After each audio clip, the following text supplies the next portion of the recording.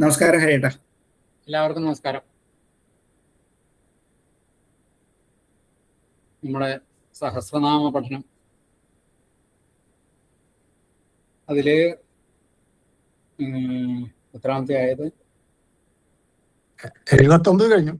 79 കഴിഞ്ഞു. ഇനി 80-ാമത്തെയാണ്.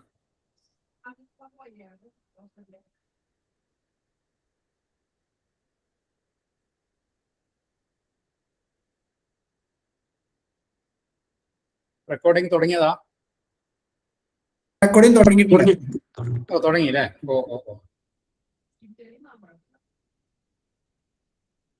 അപ്പോ 79 ശ്ലോകം കഴിഞ്ഞ് 80-ാമത്തെ ശ്ലോകത്തിലേക്കാണ് നമ്മൾ കടക്കുന്നത്. 80-ാമത്തെ ശ്ലോകം. അമാനീ മാനദ മാന്യ ലോകസ്വാമി ത്രിലോകധൃക് സുമേധാ മേധജോ ധന്യ സത്യമേധാ ധരാധര. ആദ്യം ഒന്ന് പഠിക്കാം. അമാനീ, മാനദ എന്നുള്ളത് മാനദോ എന്നാവും, മാന്യ എന്നുള്ളത് മാന്യോ എന്നാവും. അമാനീ മാനദോ മാന്യോ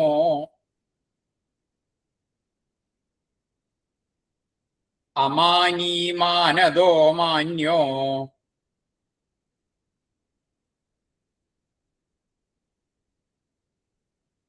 അമാനീ മാനദോ മാന്യോ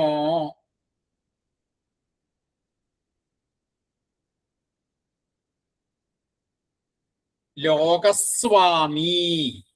അവിടെ ആ അക്ഷരം, ആ പദം ഉച്ചരിക്കുമ്പോ ലോകസ്വാമി എന്ന് ചൊല്ലിയാ പോരാന്ന് മാത്രം. ലോകസ്വാമി അത് പോരാ, ലോകസ്വാമി. കാരണം സ്വ എന്നുള്ളത് കൂട്ടക്ഷരാണ്. ലോകസ്വാമി. അതുപോലെ ത്രിലോകധൃക്, അവിടെ അതെ ത്രി എന്നുള്ള അക്ഷരം തകാരവും ര് എന്നും കൂടിയിട്ടാണല്ലോ. അപ്പൊ ത്രി എന്ന് തന്നെ. അപ്പൊ ലോകസ്വാമി ത്രിലോകധൃക്. ലോകസ്വാമി ത്രിലോകധൃക്. ലോകസ്വാമി ത്രിലോകധൃക്. ലോകസ്വാമി ത്രിലോകധൃക്.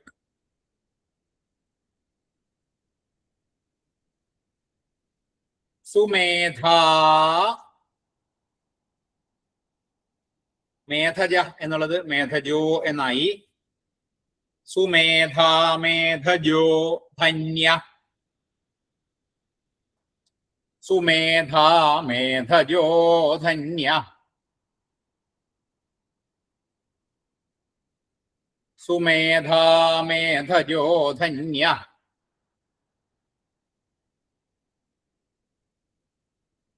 സുമേധാ മേധജോ ധന്യ.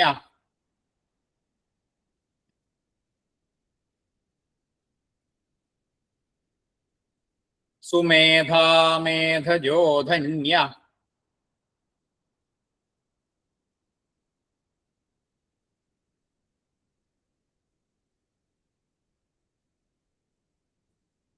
സത്യമേധാ ധരാധര. സത്യമേധാ ധരാധര.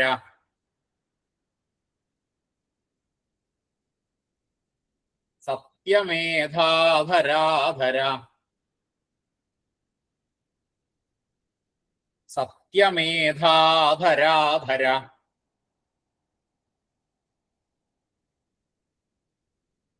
അമാനീ മാനദോ മാന്യോ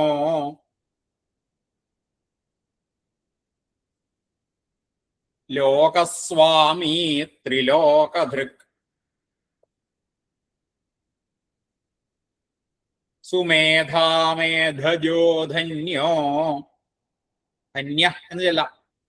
എന്നിട്ട് അടുത്ത സുമേധാമേധജോ ധന്യ, അതിന്റെ സത്യമേധ എന്നുള്ളതിന്റെ കൂടെ കൂട്ടിച്ചെല്ലാം, രണ്ട് ഒരുമിച്ച് ചെല്ലുമ്പോ സുമേധാമേധ. അപ്പോ ആദ്യത്തെ ആകുമ്പോ അമാനി മാനദോ മാന്യോ ലോകസ്വാമി ത്രിലോകധൃക്.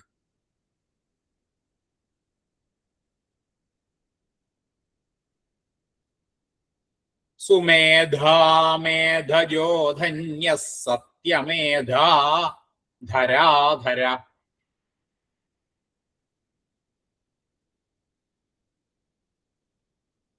അപ്പൊ അവിടെ ആദ്യം വരുന്നത് അമാനി എന്നുള്ള പദമാണ്. മാനി, അമാനി. അവിടെ മാനി അമാനി എന്നൊക്കെ പറഞ്ഞാല് ഈ നകാരാന്തായിട്ടാണ് വരിക. അമാനി നകാരാന്തമാണ്.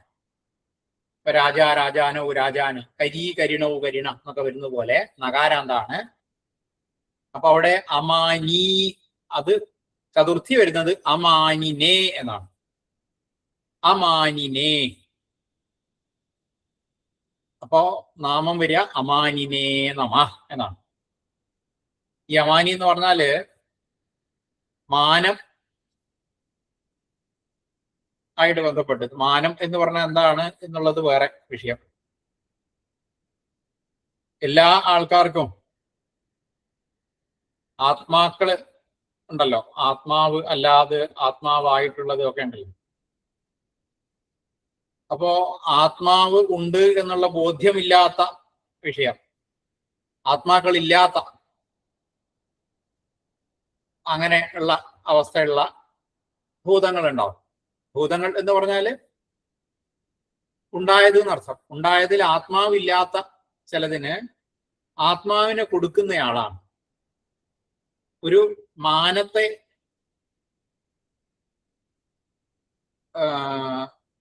കൃത്യമായിട്ടുള്ള ഒരു മാനം ഇല്ലാത്തവർക്ക് ആ മാനത്തെ കൊടുക്കുക. അമാനി. സ്വന്തം മായ കൊണ്ടാണ് പലർക്കും, ഈ ഭഗവാന്റെ തന്നെ മായ കൊണ്ട് പലർക്കും ആത്മാവുണ്ട് എന്ന് മനസ്സിലാവില്ല. അതാണ് അതിന്റെ ഉദ്ദേശം. അപ്പോഴാണ് അവരൊക്കെ അമാനികളായിട്ട് മാറുന്നു. അപ്പൊ അങ്ങനെയുള്ള അമാനികൾക്ക് അവർക്ക് ബോധം കൊടുത്തിട്ട് അവരെ ആത്മാവുമായിട്ട് ഉള്ള രീതിയിലാക്കി മാറ്റുന്നു. അതാണ് അമാനി. അപ്പൊ അമാനിനെ എന്നാണ് രൂപം വരിക. അമാനിനെ നമ എന്ന് വരും. അമാനി. പിന്നെ അപ്പോ ഈ ആത്മബോധമില്ലാത്തവർക്ക് ആത്മബോധത്തെ കൊടുക്കും. ആത്മബോധത്തെ കൊടുക്കുമ്പോൾ എന്താണ്, അവരുടെ ആത്മാഭിമാനം അതൊക്കെ സംരക്ഷിക്കപ്പെടും. പിന്നെ മാനത, അതും ഇത് തന്നെയാണ്. ആ ആത്മാഭിമാനം ഇല്ലാത്തവർക്ക് ആത്മാഭിമാനത്തെ കൊടുക്കുകയാണല്ലോ ചെയ്യുക.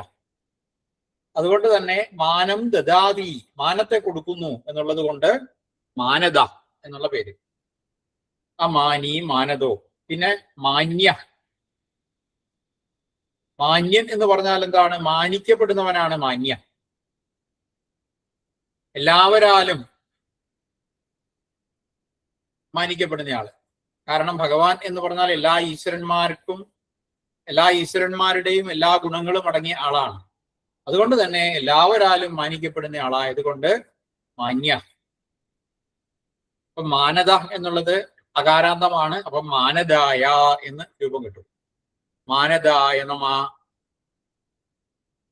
അമാനി എന്നുള്ളത് അമാനിനെ, മാനദ എന്നുള്ളത് മാനദായ. പിന്നെ മാന്യ, അതും അകാരാന്തമാണ്. അപ്പൊ മാന്യായ എന്ന് രൂപം കിട്ടും. ലോകസ്വാമി, ലോകത്തിന് സ്വാമിയായിട്ടുള്ള ആളാണ്. ലോകത്തിന് സ്വാമി. ഇപ്പൊ 3 ലോകങ്ങളെന്നോ 7 ലോകങ്ങളെന്നോ എന്ത് വേണേ പറയാം. ആ ലോകത്തിന് മുഴുവൻ സ്വാമിയായിട്ടുള്ള ആളാണ്. 3 ലോകങ്ങളെയും ധരിക്കുക, വേണ്ടതുപോലെ ധരിക്കുന്നയാൾ.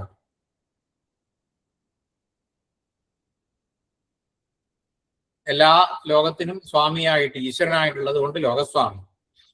ഈ പിന്നെ ത്രിലോകധൃക്. ഇപ്പൊ ലോകസ്വാമി എന്നുള്ളത് നകാരാന്താണ്, സ്വാമിനെ എന്ന് വരും. ലോകസ്വാമിനെ നമ എന്ന് വരും. ലോകസ്വാമിനെ നമ. പിന്നെ ലോകസ്വാമി ത്രിലോകധൃക്കാണ് അടുത്തത്. ത്രിലോകധൃക്, ത്രിലോകത്തെ ധൃക്ക് ആയിട്ടുള്ള ആള്. മൂന്ന് ലോകങ്ങളെയും ധരിച്ചയാള്, മൂന്ന് ലോകങ്ങളെയും ധരിച്ചയാള്. അതുകൊണ്ടാണ് ത്രിലോകധൃക് എന്നുള്ള പേര്. അപ്പൊ ത്രിലോകധൃക് എന്നുള്ളത് ധൃതേ എന്നാണ് രൂപം വരിക. ത്രിലോകധൃതേ നമ എന്നാണ്. അതിൽ ചിലതിലൊക്കെ ചിലപ്പോ ധൃഷേ എന്നൊക്കെ പറഞ്ഞ് കാണാം ചിലതിലൊക്കെ. പക്ഷെ നമ്പൂരി തിരുത്തി തന്നിട്ടുള്ളത് ധൃഷേ എന്നാണ് എൻ്റെ പുസ്തകത്തിൽ ഉള്ളത്. അത് ഗുരുനാഥൻ തിരുത്തിയത് ധൃഷേ എന്ന് മാറ്റിയിട്ട് ധൃതയെ എന്നാക്കി തിരുത്തിയിട്ടുണ്ട്. അതുകൊണ്ട് തന്നെ ധൃത്ത് എന്നുള്ളതാണ് ശരിക്കും. ധൃതൗ ധൃത ആ തരത്തിലാണ്. ധൃത്താണ് ശരിക്കും. അതുകൊണ്ട് ത്രിലോകധൃതയെ എന്ന് വരും. ത്രിലോകധൃതേ നമ. പിന്നെ സുമേധ. ത്രിലോകധൃത്ത് കഴിഞ്ഞാല് സുമേധ. മേധ, സു ആയിട്ടുള്ള മേധ, ശോഭനം. സു എന്ന് പറയുമ്പോൾ ശോഭനം എന്നുള്ളൊരു അർത്ഥം വരിക. അപ്പൊ ശോഭനമായിട്ടുള്ള മേധ. ഈ മേധ എന്ന് പറഞ്ഞാൽ എന്താണ്? പ്രജ്ഞയാണ് മേധ. പ്രജ്ഞ എന്നൊക്കെ പറഞ്ഞാൽ ഒരേ അർത്ഥമാണ്. ഈ പ്രജ്ഞ എന്ന് പറഞ്ഞാൽ എന്താണ്? പ്രകർഷമായിട്ടുള്ള ജ്ഞാനം ഉള്ളതാണ് പ്രജ്ഞ.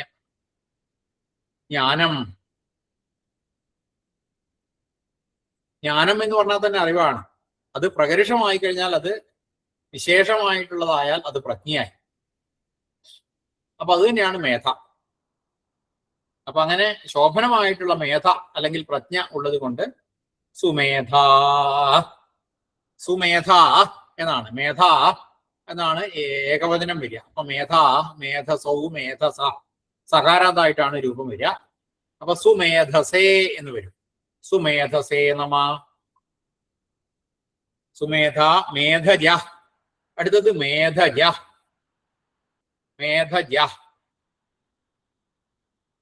മേധം എന്നൊക്കെ പറഞ്ഞാല് ഈ യാഗങ്ങൾക്ക് മേധം എന്ന് പറയാറുണ്ട്. മേധം ആ യാഗത്തിൽ തന്നെ ജനിക്കുന്നയാള് ആയതുകൊണ്ട് മേധത്തിൽ ജനിക്കുന്നയാള് എന്നുള്ളൊരു ഉദ്ദേശത്തില് മേധജ എന്നൊരു പേര് യാഗത്തില് ഉണ്ടാവാറുണ്ടല്ലോ ഭഗവാൻ. അതുകൊണ്ട് തന്നെ മേധജ എന്നുള്ള പേര് പറയാം. മേധജ എന്നുള്ളത് അകാരാതാണ്. അപ്പം മേധജായ എന്ന് വരും. മേധജായ നമ എന്ന് വരും. മേധജായ. സുമേധ, മേധജോ. ധന്യ എന്നുള്ള പേര്. ധന്യനായിട്ടുള്ള ആള്. ധന്യൻ എന്ന് നമുക്ക് സാമാന്യമായിട്ട് അറിയാവുന്ന അർത്ഥം ഒന്ന് തന്നെയാണ്. കൃതാർത്ഥനായി എന്നൊക്കെ നമ്മൾ പറയാറില്ലേ? ഞാൻ ധന്യനായി, ഞാൻ കൃതാർത്ഥനായി. അർത്ഥത്തെ കൃതനായിട്ടുള്ള ആളാണ് കൃതാർത്ഥൻ. അർത്ഥം എന്ന് പറഞ്ഞാൽ എന്താണ്? ധനം എന്നുള്ള അർത്ഥമല്ല, പുരുഷാർത്ഥങ്ങൾ. ആ പുരുഷാർത്ഥങ്ങളൊക്കെ പ്രാപ്തനായിട്ടുള്ള ആള്, അല്ലെങ്കിൽ പ്രാപ്തമാക്കാൻ സാധിപ്പിച്ചു കൊടുക്കുന്നയാള്, സാധിപ്പിച്ചു കൊടുക്കാനും ഒക്കെ കഴിവുള്ള ആള്. അപ്പൊ അതുകൊണ്ടൊക്കെ തന്നെ ധന്യ, സുമേധ, മേധജ, ധന്യ.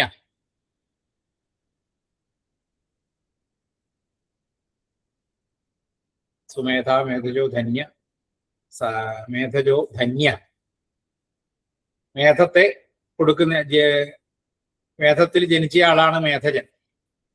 ധന്യ എന്ന് പറഞ്ഞാൽ കൃതാർത്ഥനായിട്ടുള്ള, ഈ പുരുഷാർത്ഥങ്ങൾ ഒക്കെ സാധ്യമാക്കുന്ന അതാണ് ധന്യ. കൃതാർത്ഥൻ, ധന്യൻ. പിന്നെ മേധജോ, ധന്യ. സത്യമേധ. സത്യമായ മേധയോടുകൂടിയ ആളാണ്. മേധ എന്ന് പറഞ്ഞാൽ നേരത്തെ പറഞ്ഞു പ്രജ്ഞയാണ്. അപ്പൊ സത്യമായിട്ടുള്ള മേധയോടുകൂടിയ.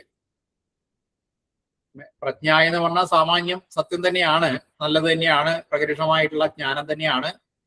അതും സത്യമായിട്ടുള്ളത്, ഒരിക്കലും മാറാത്ത സത്യം അതാണ് സത്യമേധ എന്ന് പറഞ്ഞു. പിന്നെ സത്യമേധ ധരാധര.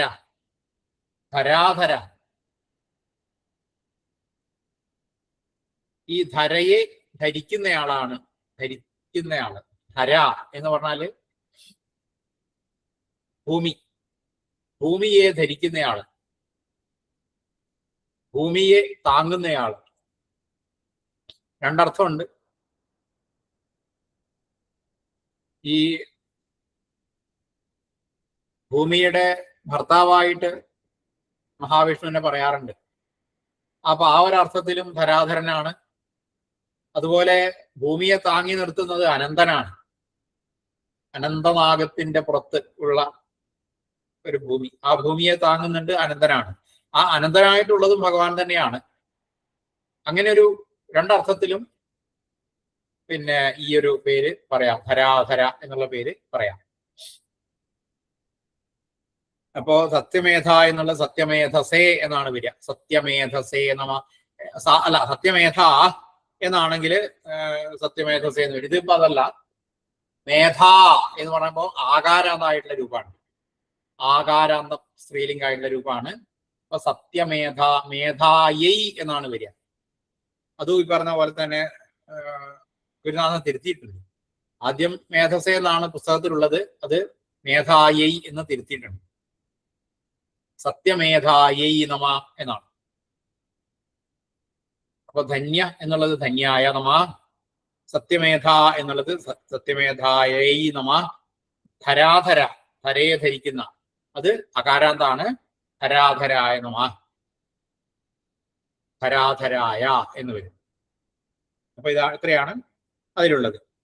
അമാനീ മാനദോ മാന്യോ ലോകസ്വാമി ത്രിലോകധൃക് സുമേധാമേധജോ ധന്യ സത്യമേധാ ധരാധര.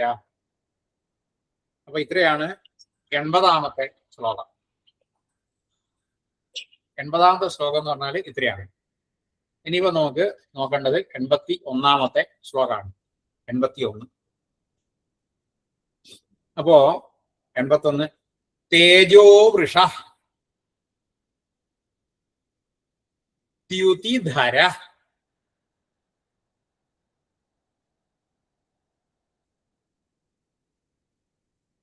സർവശസ്ത്രഭൃതാം വര.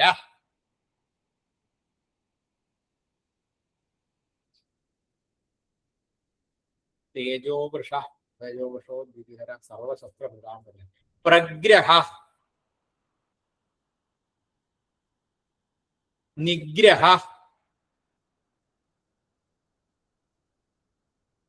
വ്യഗ്ര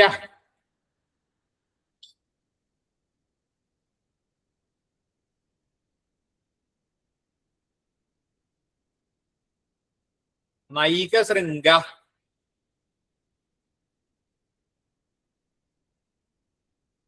ഗദാഗ്രജ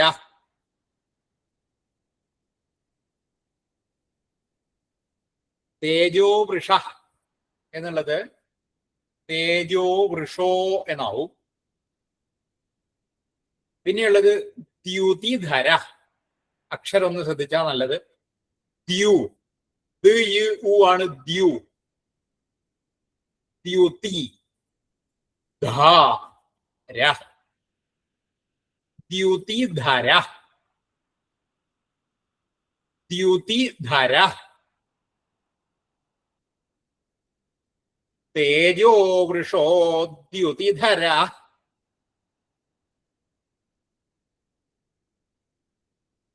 തേജോ വൃഷോ ദ്യുതിധര.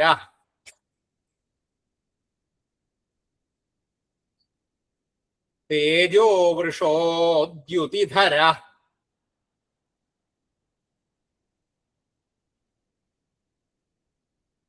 സർവശസ്ത്രഭൃതാം വര. അവിടെ അതില് ശസ്ത്ര ശസ്ത്രഭൃതാം സർവ ശസ്ത്രഭൃതാം വര സർവശസ്ത്രഭൃതാം വര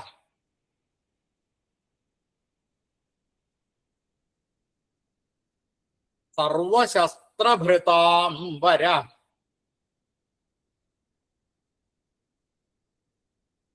സർവശസ്ത്രഭൃതാം വര.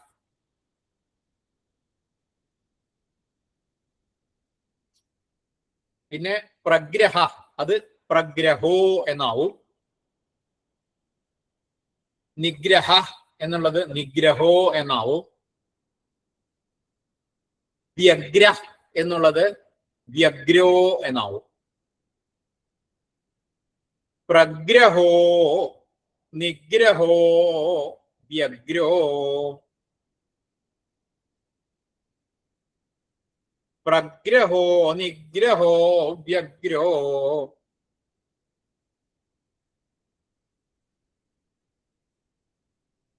പ്രഗ്രഹോ നിഗ്രഹോ വ്യഗ്രോ.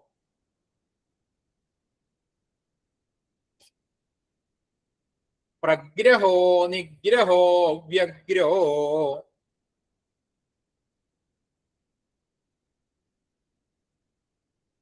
നൈകശൃംഗ അത് നൈകശൃംഗോ എന്നാവും. ഗദാഗ്രജ നൈകശൃംഗോ ഗദാഗ്രജ.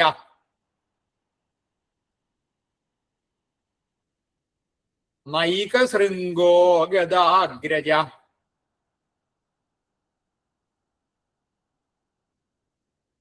നൈകശൃംഗോ ഗദാഗ്രജ.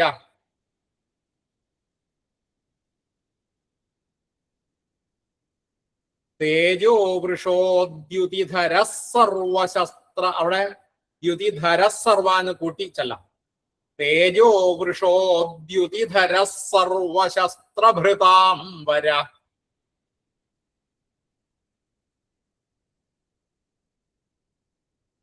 പ്രഗ്രഹോ പ്രഗ്രഹോ നിഗ്രഹോ വ്യഗ്രോ നൈകശൃംഗോ ഗദാഗ്രജ.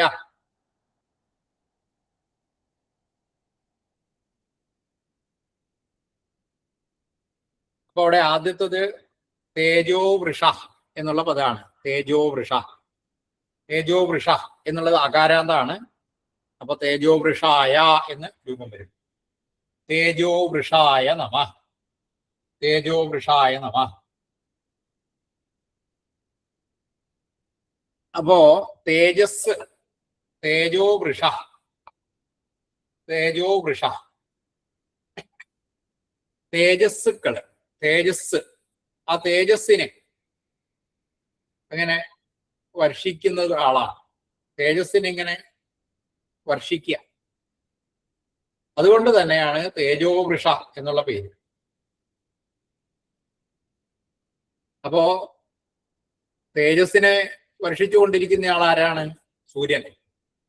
സാധാരണ നിലയ്ക്ക് നമുക്ക് അറിവുള്ള ഒരു തേജോ വൃഷൻ സൂര്യനാണ്. അപ്പൊ സൂര്യന്റെ രൂപത്തിലും ഒക്കെ ആയിട്ട് നമുക്ക് സൂര്യനായിട്ടാണ് അറിയപ്പെടാൻ സാധിക്കുക. അങ്ങനെ തേജസ്സിനെ വർഷിക്കുന്ന ഒരാളായിട്ട് തേജസ്സിനെ ഇങ്ങനെ പ്രവഹിക്കുക. സൂര്യനെ പോലെ സൂര്യന്റെ രൂപത്തിൽ വന്നിട്ട് ആ തേജസ്സിനെ മുഴുവൻ പരിഷിക്കുന്ന ആളായത് കൊണ്ട് തന്നെ തേജോ വൃഷ. അത് അകാരാന്താണ്. തേജോ വൃഷായ എന്ന് രൂപം വരും. പിന്നെ തേജോ ദ്യുതിധര. ദ്യുതി ധര. ദ്യുതിയെ ധരിക്കുന്നയാളാണ് ദ്യുതിധരൻ. ദ്യുതി എന്ന് പറഞ്ഞാല് നല്ല കാന്തി, നല്ല ശോഭ എന്നൊക്കെ അർത്ഥമാണ്. ദ്യുതി നല്ല പ്രകാശം എന്നൊക്കെയുള്ള അർത്ഥമാണ് ദ്യുതി എന്നുള്ളത്. അപ്പൊ ദ്യുതിയെ ധരിക്കുന്നയാള്, നല്ല കാന്തി, ശരീരം മുഴുവൻ നല്ല ശോഭയോട് കൂടിയ, നല്ല ഭംഗിയോട് കൂടിയിട്ടുള്ള ആളുകൾ. അങ്ങനെയുള്ള ഭംഗിയെ ധരിക്കുന്നയാള് എന്ന് പറഞ്ഞാൽ ഭംഗിയുള്ള ആള് എന്നർത്ഥം. അങ്ങനെയുള്ള ഒരാളായത് കൊണ്ട് ആണ് ദ്യുതിധര എന്നുള്ള പേര്. നല്ല അങ്കലാവണ്യം ഒക്കെയുള്ള ആൾ. അപ്പോ ദ്യുതിധര അകാരാന്താണ് ദ്യുതിധരായ എന്ന് രൂപം വരും. ദ്യുതിധരായ നമ അല്ലെ, ദ്യുതിധരായ നമ. പിന്നെ അടുത്തത് സർവശസ്ത്രഭൃതാം വര. ഒറ്റ പദമാണ് ശരിക്കും. സർവശസ്ത്രഭൃതാം വര. വര എന്ന് പറഞ്ഞാൽ ശ്രേഷ്ഠൻ. ശസ്ത്രഭൃത്ത്, ശസ്ത്രത്തെ ധരിക്കുന്നയാണ് ശസ്ത്രഭൃത്ത്. ശസ്ത്രം, ശസ്ത്രം എന്ന് പറഞ്ഞാൽ ആയുധം. ആയുധം ധരിച്ച ആൾക്കാര്, അതാണ് ശസ്ത്രഭൃത്ത്. സർവശസ്ത്രഭൃത്ത് എന്ന് പറഞ്ഞാൽ എല്ലാ ആയുധധാരികളുടെയും കൂട്ടത്തിൽ ഭൃതാം വര, അക്കൂട്ടത്തിൽ ശ്രേഷ്ഠനായിട്ടുള്ള ആള്. ആയുധധാരികളായിട്ടുള്ള ദേവന്മാരോ അസുരന്മാരോ അങ്ങനെ ഇല്ല. അവരിൽ വെച്ച് ഏറ്റവും വര, ഏറ്റവും ശ്രേഷ്ഠൻ ആയിട്ടുള്ള ആളാണ്. സർവശസ്ത്രഭൃതാം വര. അകാരാന്തായിട്ടുള്ള ഇതാണ് വര എന്നുള്ളത്. വരായ, സർവശസ്ത്രഭൃതാം വരായ നമ. ശസ്ത്രഭൃത്ത് എന്നുള്ളത് തകാരാന്താണ്. അതിന്റെ ഷഷ്ഠിയാണ് ശസ്ത്രഭൃതാം എന്നുള്ളത്. ഭൃത എന്നുള്ളത് ഏകവചനം, ബഹുവചനാണ് ഭൃത. ഭൃത, ഭൃതോ, ഭൃത. അപ്പോ അതല്ല വരിക, അതിന്റെ വര എന്നുള്ളതിനാണ് ചതുർത്ഥിയായിട്ട് വരിക. സർവശസ്ത്രഭൃതാം വരായ നമ. പിന്നെ സർവശസ്ത്രഭൃതാം വര. പ്രഗ്രഹ. പ്രഗ്രഹ,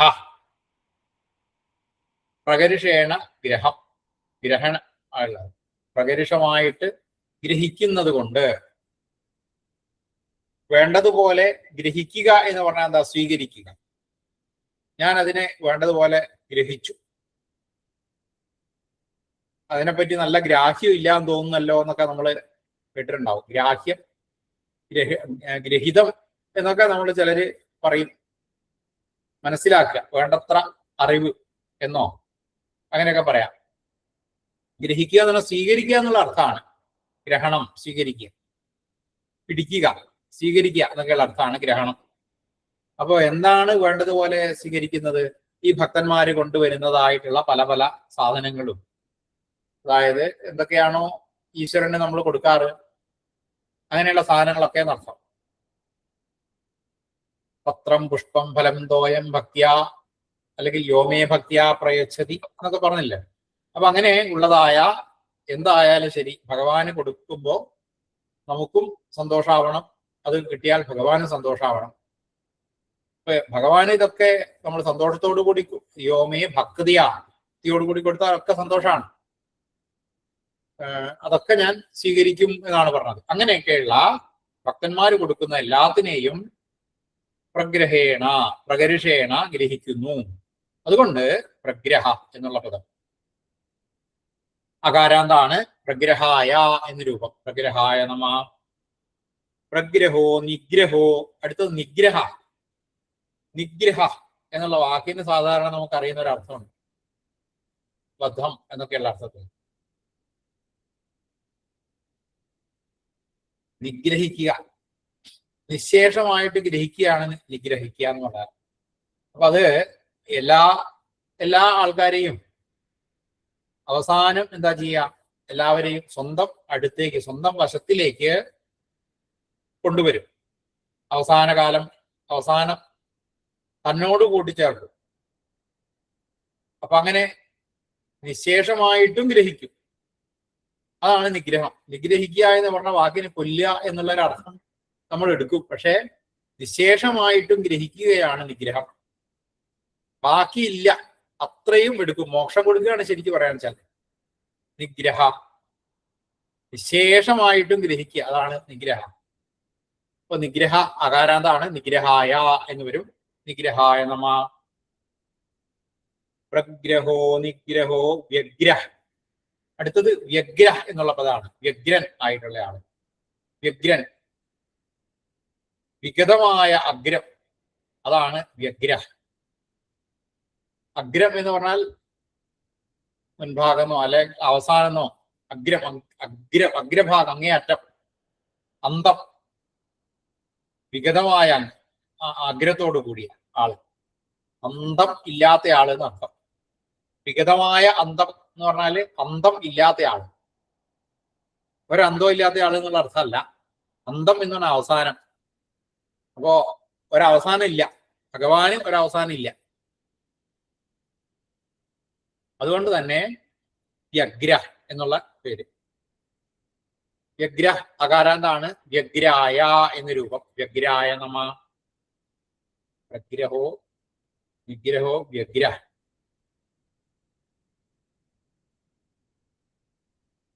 ഈ ഭക്തന്മാർക്ക് വേണ്ടതൊക്കെ കൊടുക്കുന്നയാള് എന്നുള്ള അതിൽ വ്യഗ്രതയുള്ള ആളും വ്യഗ്രനാവാട്ടോ. വ്യഗ്രതയുള്ള ആള്, ഭക്തന്മാർക്ക് കൊടുക്കുന്ന കാര്യത്തില് നല്ല വ്യഗ്രതയുള്ള ആള്, ആ ഒരു അർത്ഥത്തിലും വ്യഗ്ര എന്നുള്ള പേര് പറയാം. പിന്നെ നൈക ശൃംഗ,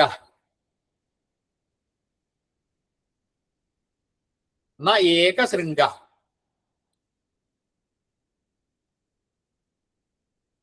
ശൃംഗം കൊടുമുടിയെന്നോ കൊമ്പ് ഇങ്ങനെയൊക്കെയുള്ള അർത്ഥങ്ങളാണ് ശൃംഗം എന്നുള്ളത്. അപ്പോ ഏകശൃംഗൻ എന്ന് പറഞ്ഞാൽ ഒരു കൊമ്പ്, ഒരു കൊമ്പല്ല, ഒരു ശൃംഗം. ഏകശൃംഗ, ഒന്നിൽ കൂടുതൽ കൊമ്പുള്ള ആള്. കൊമ്പ് എന്നല്ല, ഒരു ശൃംഗം ഉള്ളയാള്. 4 ശൃംഗങ്ങളാണ് ഉള്ളത്. അതുകൊണ്ട് നൈക ശൃംഗ. ചത്വാരി ശൃംഗ എന്നാണ് പേര്. ശൃംഗങ്ങൾ.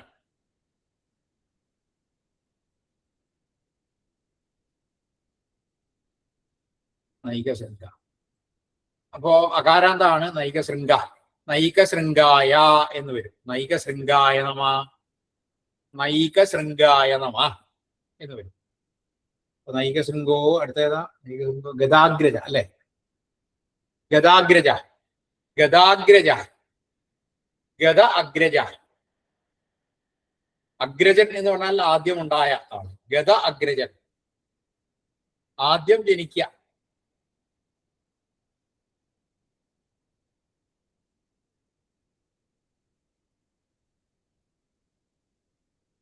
അഗ്രത്തിൽ ജനിക്കുന്നത് അഗ്രജൻ. ഗദാഗ്രജ, നിശബ്ദമായിട്ട് പ്രാപിച്ച് ഉള്ളയാള്, നിശബ്ദം പ്രാപിച്ച് ഉണ്ടാവുന്നയാള്, അങ്ങനെ അർത്ഥം. പിന്നെ ഗദൻ എന്ന് തുടങ്ങിയിട്ടുള്ള, ഗദൻ തുടങ്ങിയിട്ടുള്ള കുറെ ആൾക്കാരുണ്ട്. അപ്പോ അവർക്കൊക്കെ മുമ്പിൽ ഉണ്ടായ ആള്, ഗദൻ തുടങ്ങിയവരൊക്കെ ഉണ്ട്. അവരെക്കാൾ മുമ്പേ ഉണ്ടായ ആള്. അപ്പോ ഗദൻ എന്നൊക്കെ പറഞ്ഞാൽ യാദവന്മാരുടെ കൂട്ടത്തിലുള്ളതാണ് ഗദൻ. ഗദൻ, സാമ്പൻ, അവരെക്കാൾ മുമ്പ് ഉണ്ടായ ആള് ഗദാഗ്രജ. അങ്ങനെ ഒരു പേര് ഗദാഗ്രജ. ഗദൻ തുടങ്ങിയവരെക്കാൾ മുമ്പേ ഉണ്ടായ ആള്, അങ്ങനെ ഒരു അർത്ഥവും വേണമെങ്കിൽ ഗദാഗ്രജ എന്നുള്ളതിന് പറയാം. അപ്പോ ഗദാഗ്രജ എന്നുള്ളത് ഗദാഗ്രജായ എന്നാണ് രൂപം വരിക. ഗദാഗ്രജായ നമ. അപ്പൊ അവിടെ തേജോവൃഷായ നമ, ദ്യുതിധരായ നമ, സർവശസ്ത്രഭൃതാംബരായ നമ, പ്രഗ്രഹായ നമ, നിഗ്രഹായ നമ, വ്യഗ്രായ നമ, നൈകശൃംഗായ നമ, ഗദാഗ്രജായ നമ. അങ്ങനെയാണ് രൂപം. തേജോവൃഷോദ്യുതിധര സർവശസ്ത്രഭൃതാംബര, പ്രഗ്രഹോ നിഗ്രഹോ വ്യഗ്രഹോ നൈകശൃംഗോ ഗദാഗ്രജ. അങ്ങനെ 81 ശ്ലോകങ്ങൾ കഴിഞ്ഞു. ഇനി നമുക്ക് 82ാമത്തെ ശ്ലോകമാണ് നോക്കേണ്ടത്. 82. ചതുർമൂർത്തി. ചതുർമൂർത്തി, ചതുർബാഹു. ചതുർമൂർത്തി, ചതുർബാഹു, ചതുർവ്യൂഹ, ചതുർവ്യൂഹ, ചതുർവ്യൂഹ, ചതുർഗതി.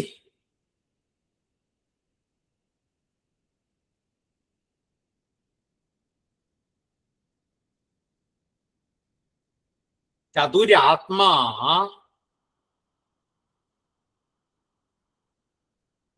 ചതുർഭാവ,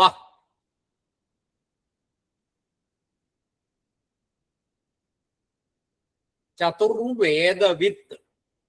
ചതുർവേദവിത്ത്.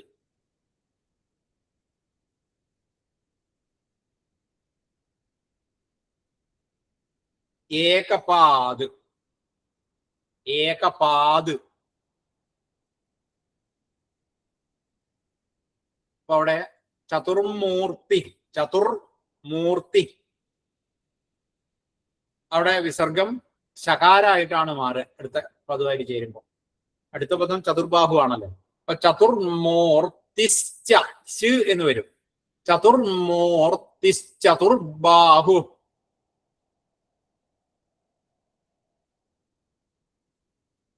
ചതുർമൂർത്തിശ്ചതുർബാഹു.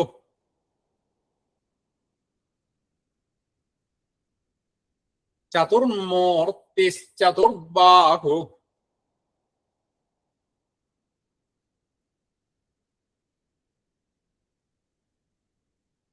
ചതുർവ്യൂഹ. ചതുർവ്യൂഹ.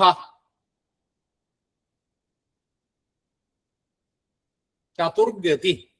അവിടെയും വിസർഗം ശകാരായിട്ടാണ് മാറുക. ചതുർമൂർത്തി. ചതുർബാഹു. അവിടെ ചതുർമൂർത്തി ചതുർബാഹു എന്ന് വന്നതുപോലെ തന്നെ ശകാരം തന്നെയാണ് അവിടെയും വരിക. ചതുർവ്യൂഹ ചതുർഗതി. ചതുർവ്യൂഹ ചതുർഗതി.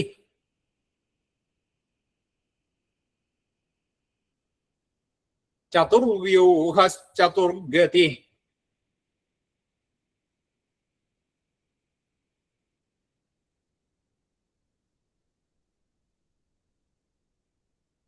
പിന്നെ ചതുരാത്മാ. ചതുരാത്മാ. ചതുർഭാവ. ഭാ ശ്രദ്ധിക്കണം. ചതുരാത്മാ ചതുർഭാവ.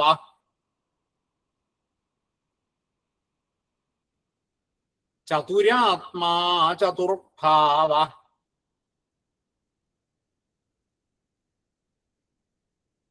ചതുരാത്മാ ചതുർഭാവ.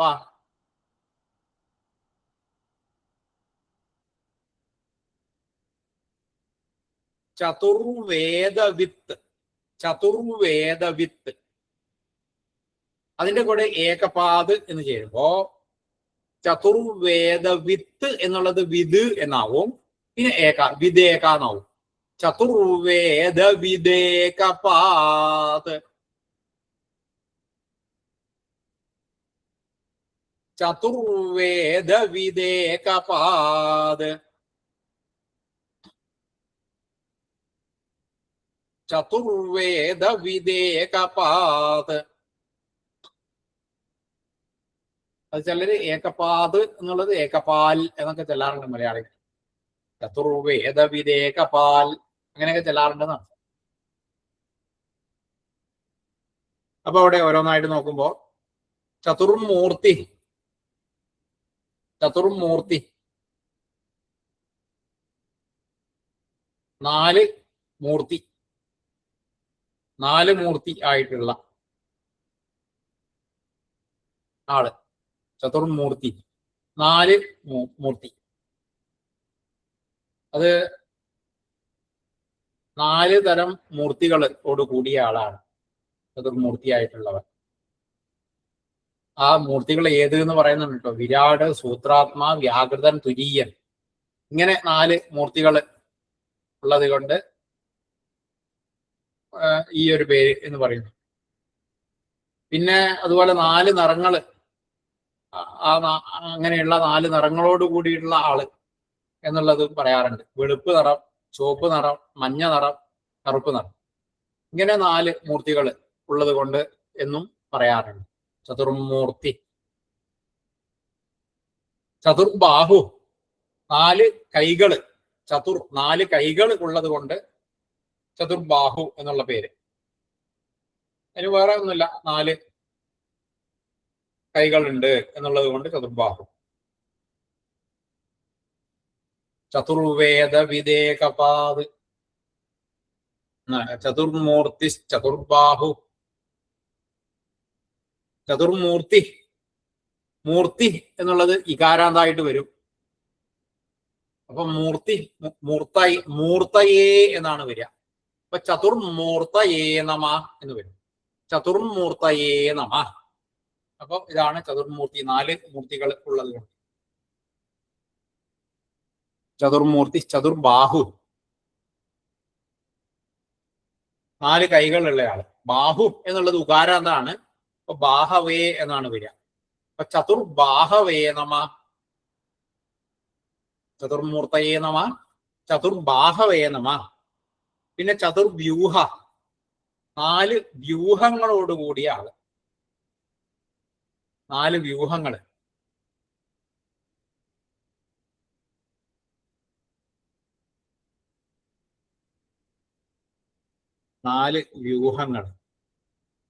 ചതുരാത്മാ, ചതുർമൂർത്തി, ചതുർബാഹു, ചതുർവ്യൂഹ, ചതുർഗതി. ചതുർവ്യൂഹ, 4 വ്യൂഹങ്ങള് ഉള്ളയാള്. വ്യൂഹങ്ങള് എന്ന് പറഞ്ഞാല് 4 ഉണ്ട്. 4 ആശ്രമങ്ങള്, വർണ്ണങ്ങള്. അപ്പൊ അങ്ങനെ ഈ വ്യൂഹങ്ങൾ എന്ന് പറഞ്ഞാൽ ഏതാണ്? പലതരത്തിലുള്ള വ്യൂഹങ്ങൾ. വ്യൂഹം എന്ന് പറഞ്ഞാൽ നമ്മൾക്ക് അറിയുന്ന ചില വ്യൂഹങ്ങളൊക്കെ ഉണ്ടാവും. ഈ സേനയായിട്ട് ബന്ധപ്പെട്ടുള്ള ചില വ്യൂഹങ്ങളൊക്കെ നമ്മൾ മനസ്സിലാക്കിയിട്ടുണ്ടാവും. ഇത് അതല്ലാത്ത ഒരു അർത്ഥമാണ്. പലതരത്തിലുള്ള പുരുഷന്മാര് പലതരത്തിലുള്ള പുരുഷനായിട്ട് 4 തരത്തിലുള്ള പുരുഷന്മാരായിട്ട് ഭഗവാൻ മാറിയ ഒരവസ്ഥ. അതുകൊണ്ട് ചതുർവ്യൂഹ.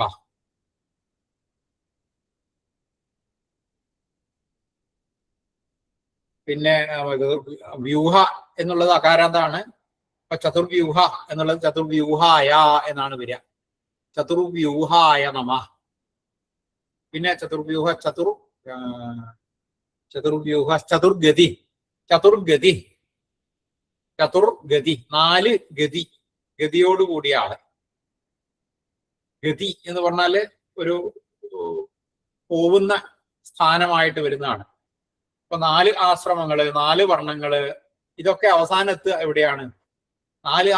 ഈ ആശ്രമധർമ്മങ്ങള്, വർണ്ണധർമ്മങ്ങള്, ആശ്രമധർമ്മങ്ങള് എന്നൊക്കെ നമ്മൾ കേട്ടിട്ടുണ്ടാവും. ആ ആശ്രമധർമ്മത്തിലൂടെ ആയാലും ശരി, വർണ്ണധർമ്മത്തിലൂടെ ആയാലും ശരി, അതുകൊണ്ടൊക്കെ എത്തിച്ചേരുന്ന ഒരു സ്ഥലം, അതിനൊക്കെ ഗതിയായിട്ടുള്ളത് ആ ഭഗവാന്റെ അടുത്താണ്. അപ്പൊ അതുകൊണ്ട് തന്നെ ചതുർഗതി, ചതുർവ്യൂഹ, ചതുർഗതി. അപ്പൊ ഗതി എന്നുള്ളത് ഗതി ഇകാരാന്താണ്. ഗതയേ എന്നാണ് രൂപം വരിക. ചതുർഗതയേ നമ, ചതുർവ്യൂഹായ നമ, ചതുർഗതയേ നമ. പിന്നെന്താ? ചതുരാത്മാ. 4 ആത്മാവ് ശുദ്ധമായിട്ടുള്ളത്. മനസ്സ്, ബുദ്ധി, അഹങ്കാരം, ചിത്തം, ഇങ്ങനെയൊക്കെയുള്ള പലതും അടങ്ങിയതായ ആത്മാവോട് കൂടിയ ആൾ. അങ്ങനെ 4 തരത്തിലുള്ള അടങ്ങിയ ആളാണ് ചതുരാത്മാ. ശുദ്ധമായിട്ടുള്ള മനസ്സ് ഉണ്ട്. മനസ്സ്, ബുദ്ധി, അഹങ്കാരം, ചിത്തം, ഇങ്ങനെയുള്ള ഈ ഉള്ളിലുള്ള അതുമായിട്ട് ബന്ധപ്പെട്ടിട്ടുള്ള അന്ധക്കരണങ്ങള് 4 ഉണ്ട്. അതുകൊണ്ട് തന്നെ ചതുരാത്മാ എന്നുള്ള പേര്. ചതുരാത്മാ. ആത്മാ എന്നാണ് നകാരാന്താണ്. ആത്മനേ എന്നാണ്. അപ്പൊ ചതുരാത്മനേ നമ എന്ന് രൂപം വരും. ചതുരാത്മനേ നമ. പിന്നെ ചതുർഭാവ. ചതുരാത്മനേ നമ എന്ന് കഴിഞ്ഞാൽ ചതുർഭാവ, 4 ഭാവങ്ങളോട് കൂടിയ ആൾ. 4 ഭാവങ്ങൾ. സാധാരണ നിലയ്ക്ക് ധർമ്മം, അർത്ഥം, കാമം, മോക്ഷം, ഇങ്ങനെയുള്ള 4 പുരുഷാർത്ഥങ്ങളൊക്കെ ആ ഭഗവാനിൽ നിന്നാണ് കിട്ടുക. അപ്പൊ അങ്ങനെയുള്ള 4 ഭാവങ്ങളെയും മനസ്സിലാക്കാൻ സാധിക്കുക. അതുകൊണ്ടൊക്കെ തന്നെ ചതുർഭാവ എന്നുള്ള പേര്. ചതുർഭാവായ എന്ന് വരും. ചതുർഭാവായ നമ. ചതുർവേദവിത്ത്. 4 വേദങ്ങളെയും വിത്ത്. വേദം 4 വേദങ്ങള് വേദവിത്ത് എന്ന് പറഞ്ഞാൽ വേദത്തെ അറിയുന്ന ആളാണ് വേദവിത്ത്. അപ്പൊ 4 വേദങ്ങളും അറിയാം. 4 വേദങ്ങളും വേദങ്ങളുടെ അർത്ഥവും ഒക്കെ അറിയുന്നയാള് ആയതുകൊണ്ട് തന്നെ ചതുർവേദവിത്ത് എന്നുള്ള പേര്. ചതുർവേദവിത്ത് അത് ദകാരാന്തായിട്ട് ചതുർവേദവിദേ നമ എന്ന് വരും. ചതുർവേദവിദേ നമ.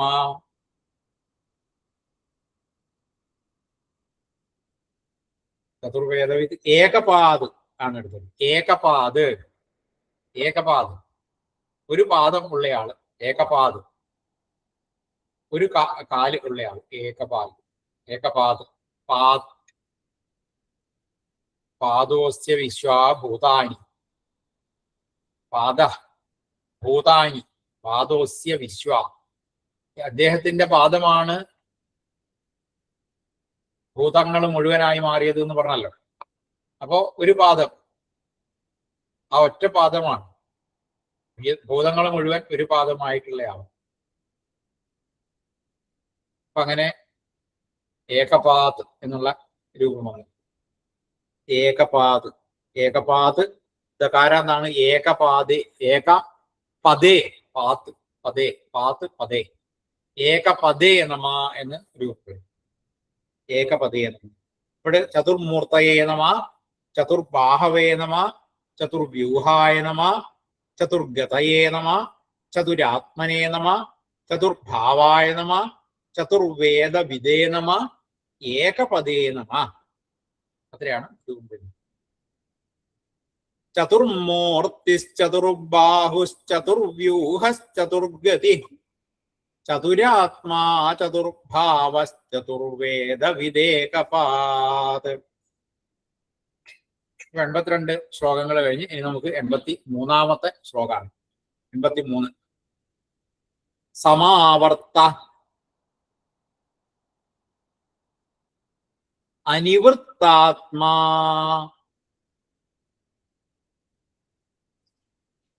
ദുർജയ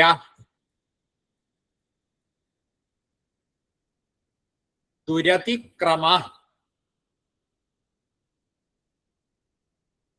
ദുർലഭ ദുർഗമ ദുർഗ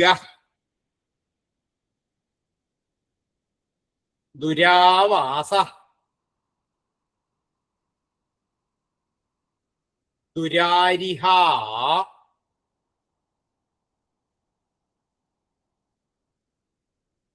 സമാവർത്ത ആദ്യം അങ്ങനെയാണല്ലോ.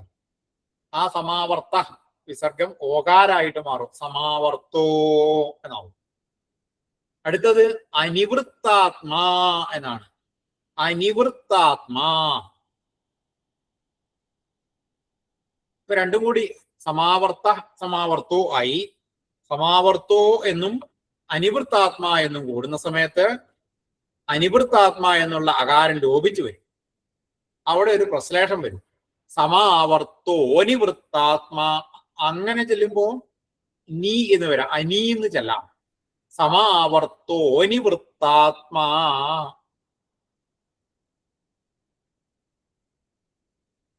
സമാവർത്തോനിവൃത്താത്മാ.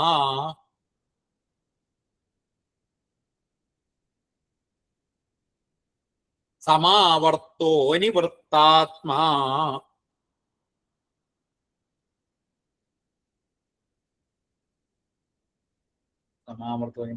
ദുർജയ. ദുർജയ അത് ദുർജയോ എന്നായി. ദുരതിക്രമ. ദുർജയോ ദുരതിക്രമ.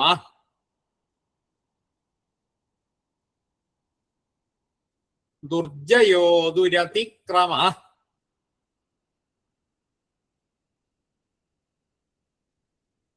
ദുർജയോ ദുരതിക്രമ.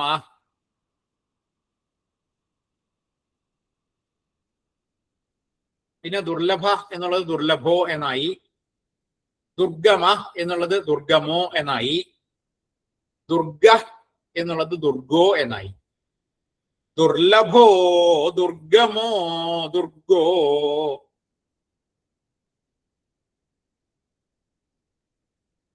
ദുർലഭോ ദുർഗമോ ദുർഗോ.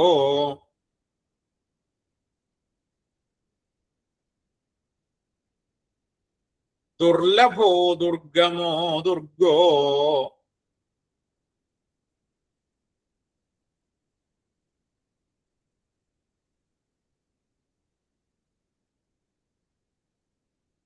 ദുരാവാസ. അത് ദുരാവാസോ എന്നാവും. ദുരാവാസോ ദുരാരിഹ. ദുരാവാസോ ദുരാരിഹ.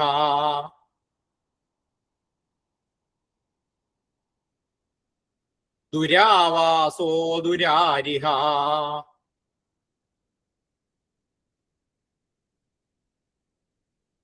സമാവർത്തോ നിവൃത്താത്മാ ദുർജയോ ദുരതിക്രമ.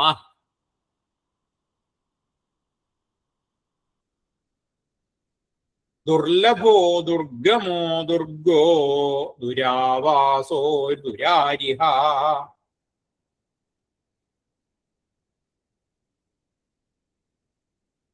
സം ആവർത്ത. ആദ്യത്തത് സമാവർത്ത എന്നാണല്ലോ. സമാവർത്ത. സം ആവർത്ത. സമ്യക്ക് ആവർത്ത.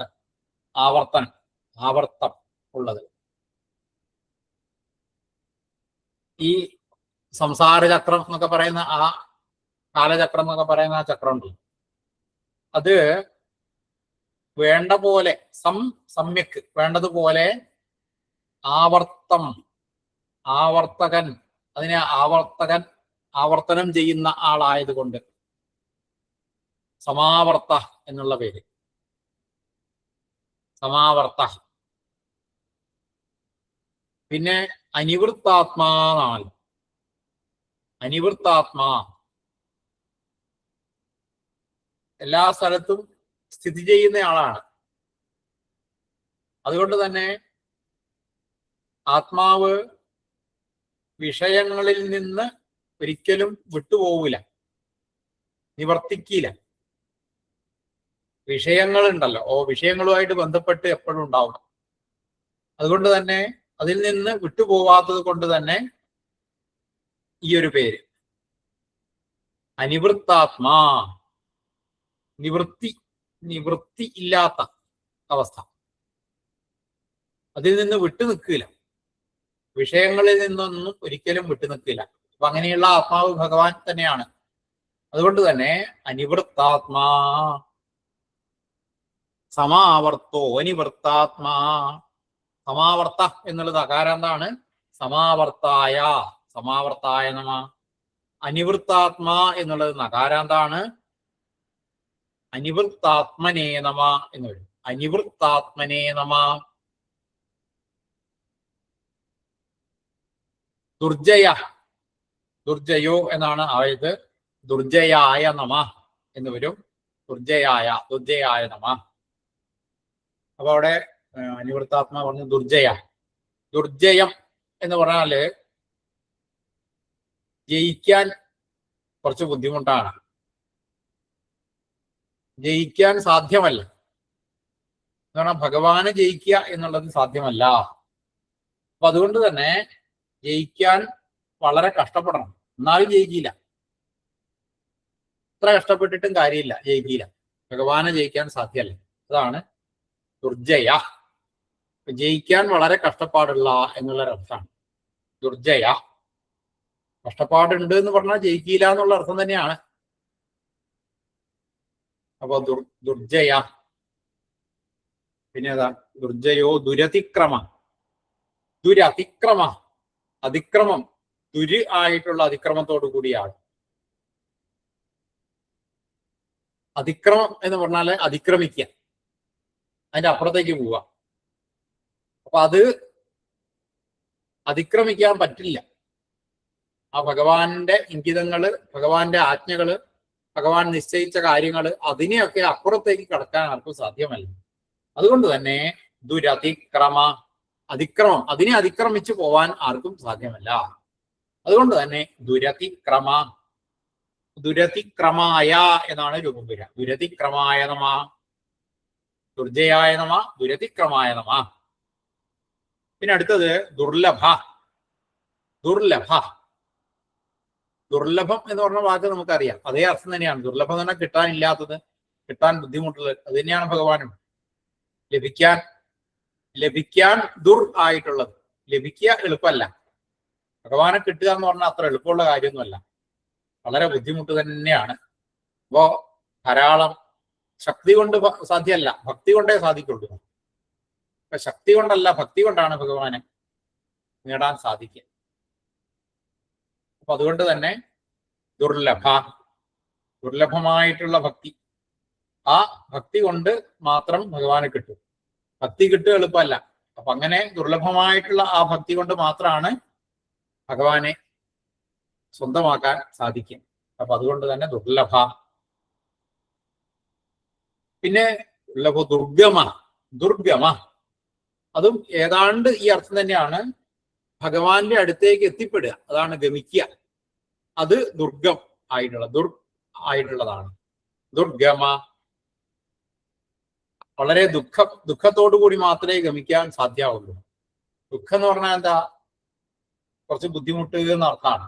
അല്ലാണ്ട് ഭഗവാനെ പിന്തുടരുക എന്ന് പറഞ്ഞാൽ ഇത്രയും കഷ്ടമായിട്ടുള്ള കാര്യം, അതായത് അയ്യോ എനിക്ക് തീരെ ഇഷ്ടമല്ല എന്നുള്ള അർത്ഥത്തിലല്ല, അത് വളരെ ബുദ്ധിമുട്ടാണ് എന്നുള്ള അർത്ഥത്തിലാണ് പറഞ്ഞത്.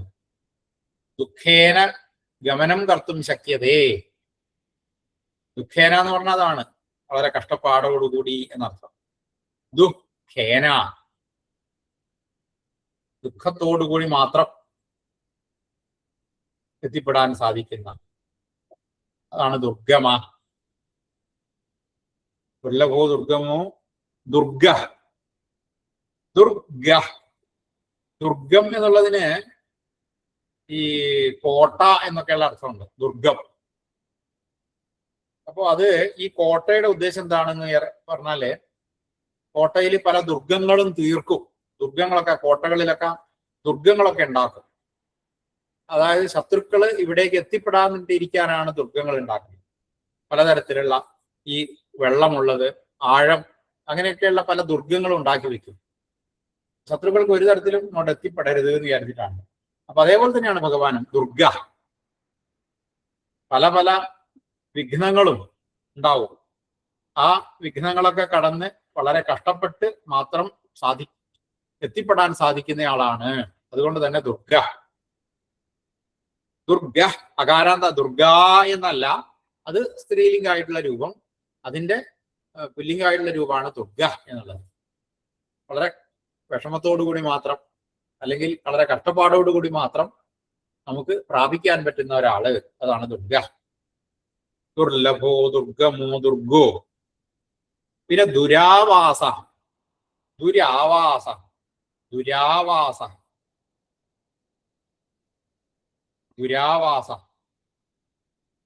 അപ്പോ ആവാസസ്ഥാനം,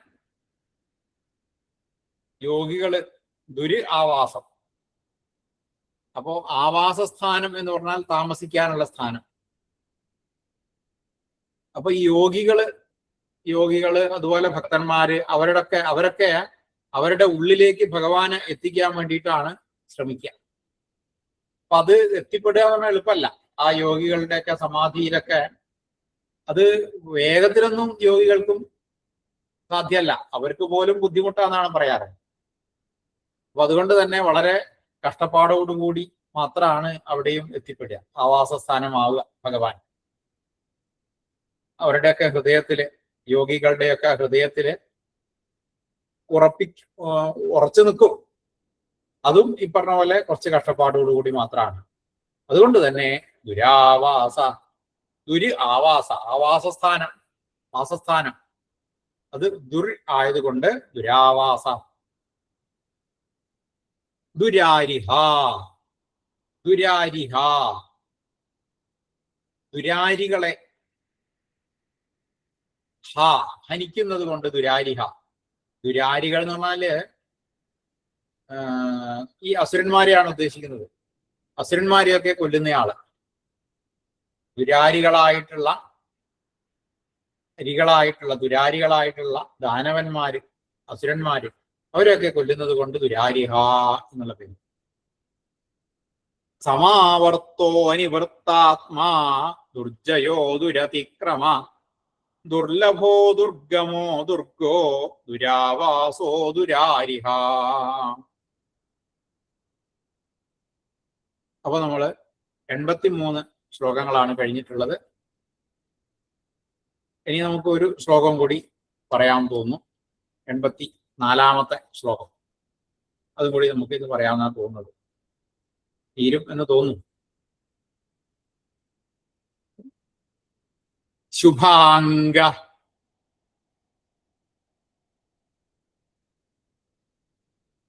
ലോകസാരംഗ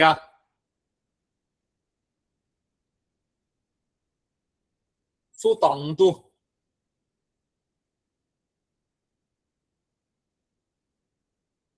തന്തുവർദ്ധന ഇന്ദ്രകർമ്മ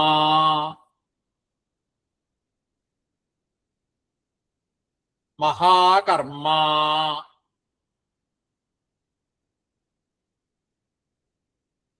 കൃതകർമ്മ കൃതാഗമ. അവിടെ ശുഭാംഗ എന്നുള്ളത് ശുഭാംഗോ എന്നാവും. ശുഭാംഗോ ലോകസാരംഗ. ശുഭാംഗ എന്നുള്ള അക്ഷരം ശ്രദ്ധിക്കുക. ശുഭാംഗോ ലോകസാരംഗ.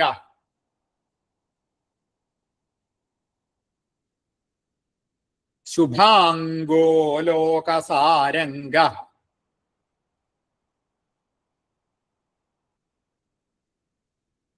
ശുഭാംഗോ ലോകസാരംഗ. സുതന്തു. പിന്നെ തന്തുവർദ്ധന. അവിടെ അതെ ആ വിസർഗം സകാരായിട്ടാണ് മാറുക. സുതന്തു. ന്തു എന്നല്ല, അന്തു എന്നാണ്. സുതന്തുസ്തന്തുവർദ്ധന. സുതന്തുസ്തന്തുവർദ്ധന. സുതന്തുസ്തന്തുവർദ്ധന.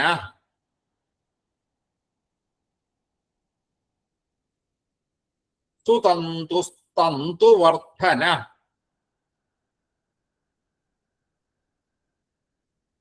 ശുഭാംഗോ ലോകസാരംഗ സുതന്തുസ്തന്തുവർദ്ധന.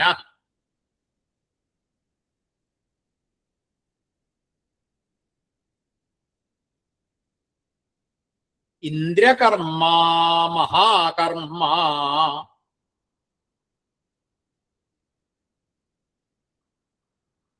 ഇന്ദ്രകർമ്മ മഹാകർമ്മ.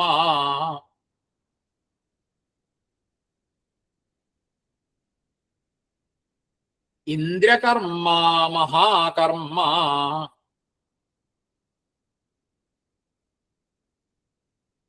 കൃതകർമ്മ കൃതാഗമ.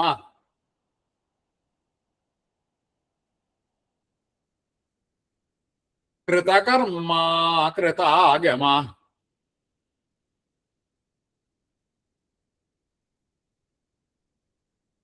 കൃതകർമ്മ കൃതാഗമ.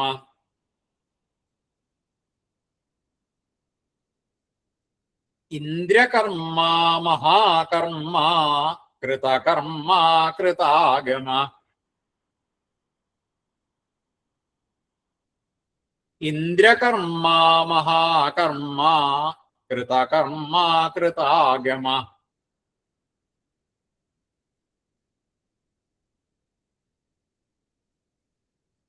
ശുഭാംഗോ ലോകസാരംഗ സുതന്തുസ്തന്തുവർദ്ധന.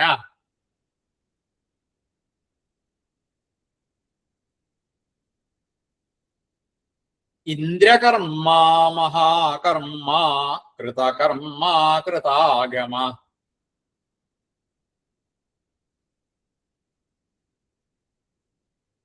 അപ്പോ ശുഭാംഗ ആദ്യം. ശുഭ അംഗ അകാരാന്താണ്. ശുഭാംഗായ എന്ന രൂപം. ശുഭാംഗായ നമ. അർത്ഥം നമുക്ക് ഊഹിച്ചാൽ മനസ്സിലാവും. ശുഭമായ അംഗത്തോട് കൂടിയ ആള്. ശുഭമായ നല്ല ശോഭനമായിട്ടുള്ള അംഗങ്ങളോട് കൂടിയ ആള് ശുഭാംഗ.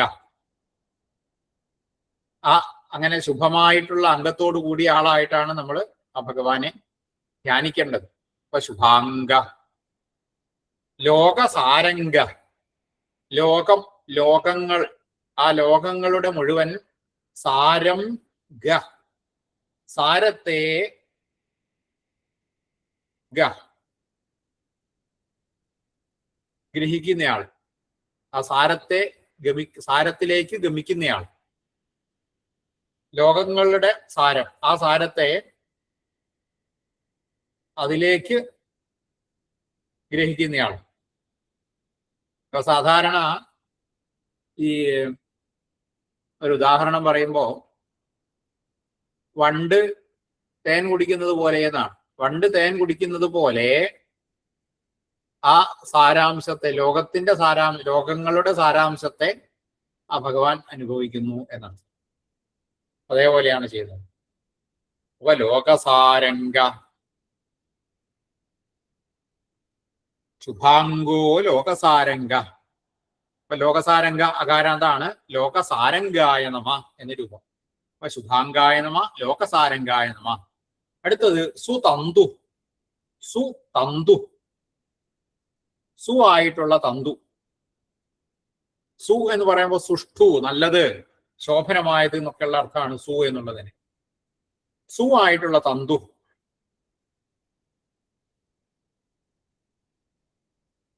ആ ശോഭനമായിട്ടുള്ള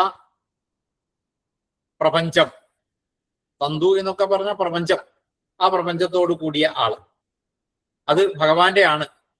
ഈ നല്ല ശ്രേഷ്ഠമായിട്ടുള്ള ഈ ലോകം എന്ന് പറയുന്നത് ഭഗവാന്റെ ആണ്. അതുകൊണ്ട് തന്നെ സുതന്തു എന്നുള്ള പേര്. പിന്നെ സുതന്തു, തന്തുവർദ്ധന, ഈ തന്തുവിനെ ഇങ്ങനെ വർദ്ധിപ്പിക്കുകയും ചെയ്യും. ഈ ലോകങ്ങള് കൊണ്ട് ആ ലോകത്തിന് വർധനയും കൊടുക്കുന്നയാളാണ്, വർദ്ധിപ്പിക്കുകയും ചെയ്യുന്നു. അപ്പൊ ലോകത്തിന്റെ വർധനയെയും ചെയ്യുന്നയാളാണ്, അല്ലെങ്കിൽ അതിന് കൂടുതൽ കൂടുതൽ വികാസത്തെ കൊടുക്കുന്നയാളാണ് ഭഗവാൻ. അപ്പോ തന്തുവർദ്ധന, ശുഭാംഗ, തന്തുവർദ്ധന, അത് അകാരാന്താണ്. വർദ്ധന, വർദ്ധനായ എന്ന് വരും. തന്തുവർദ്ധനായ നമ, ശുഭാംഗായ നമ, ലോകസാരംഗായ നമ, സുതന്തു ഉകാരാന്താണ്. സുതന്തവേ നമ, തന്തുവർദ്ധനായ നമ. പിന്നെ ഇന്ദ്രകർമ്മ എന്നാണ്. കർമ്മ നകാരാന്താണ്. കർമ്മ, കർമാണവും കർമാണ. അപ്പൊ കർമ്മ, അപ്പൊ അത് കർമ്മണേ എന്നാണ് വരിക. അപ്പോ കർമ്മണേ നമ, കർമ്മണേ നമ എന്നാണ് വരിക. അപ്പൊ ഇന്ദ്രകർമ്മ ആയതുകൊണ്ട് ഇന്ദ്രകർമ്മണേ നമ. പിന്നെ മഹാകർമ്മ എന്നുള്ളത് മഹാകർമ്മണേ നമ. കൃതകർമ്മ എന്നുള്ളത് കൃതകർമ്മണേ നമ.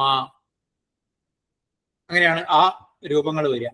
അപ്പൊ അവിടെ അർത്ഥം നോക്കുമ്പോ ആദ്യം ഇന്ദ്രകർമ്മ എന്നുള്ളത്, ഇന്ദ്രന്റെ കർമ്മം, അതുപോലെയുള്ള കർമ്മങ്ങൾ. ഇന്ദ്രൻ എന്ന് പറഞ്ഞാല് ശ്രേഷ്ഠം, ഐശ്വര്യമുള്ളത് എന്നൊക്കെ ഒരു അർത്ഥമാണ്. അപ്പൊ ഐശ്വര്യപൂർണമായിട്ടുള്ള കർമ്മം, കർമ്മത്തോട് കൂടിയ ആള്, ആ കർമ്മം പോലെയുള്ളയാള്, അതാണ് ഇന്ദ്രകർമ്മ. ഐശ്വര്യമായ കർമ്മം ഉള്ളത് കൊണ്ട് ഇന്ദ്രകർമ്മ. പിന്നെ മഹാകർമ്മ, ഈ കർമ്മം എന്ന് പറയുന്നത് ഭഗവാന്റെ കർമ്മങ്ങൾ മഹത്തായിട്ടുള്ള, മഹത്ത് എന്നുള്ളതിന് മഹത് വ്യോമ എന്നൊക്കെ പറഞ്ഞിട്ട് ആകാശം എന്നുള്ളൊരു അർത്ഥമുണ്ട്. ആകാശം തുടങ്ങിയ മഹത് വ്യോമ അഹങ്കാരം എന്നൊക്കെ പറഞ്ഞിട്ട് പല പല ആയിട്ട് തിരിച്ചിട്ടുണ്ട്. അങ്ങനെയുള്ള മഹത്ത്, മഹത്തായിട്ടുള്ള ആകാശം തുടങ്ങിയ ഭൂതഗണങ്ങള്, ആകാശം തുടങ്ങിയിട്ട് താഴേക്കുള്ള ഭൂമി അടക്കമുള്ള ഭൂതങ്ങൾ, അത് അദ്ദേഹത്തിന്റെ കർമ്മമാണ്, ഭഗവാന്റെ കർമ്മമാണ്. അപ്പൊ അങ്ങനെയുള്ള മഹാകർമ്മത്തോടു കൂടിയ ആള് മഹാകർമ്മ, മഹാകർമ്മണി. പിന്നെ കൃതകർമ്മ, കൃതമായിട്ടുള്ള കർമ്മം, കർമ്മത്തെ കൃതനായിട്ടുള്ള ആള്, കർമ്മത്തെ ചെയ്തയാള് കൃതകർമ്മ. കൃതകർമ്മ, കർത്തവ്യമായിട്ടുള്ള, എന്താണോ ചെയ്യേണ്ടത് അതിനെ ആ കർമ്മത്തെ ചെയ്തയാള് എന്നർത്ഥം. കൃതകർമ്മ, കൃതകർമ്മണേ നമ. കർമ്മ, മഹാകർമ്മ, കൃതകർമ്മ, കൃതാഗമ, കൃതാഗമ, ആഗമ,